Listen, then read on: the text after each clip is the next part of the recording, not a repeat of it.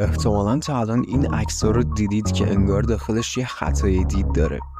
اگه میخواید از این عکس‌های خطای دیددار تور درست کنید، باید وارد این سایت بشید که البته لینکش توی دیسکریپشن هست. بعد توی این قسمت عکسی که میخواید با استفاده از خطای دید دیده بشه رو آپلود میکنید.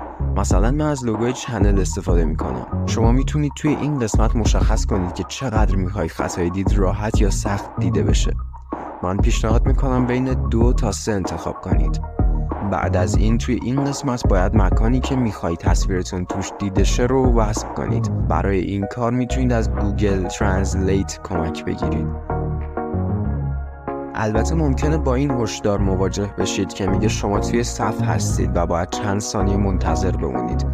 بعد از سپری شدن زمانی که گفته کار شما آماده میشه و این هم از نتیجهش.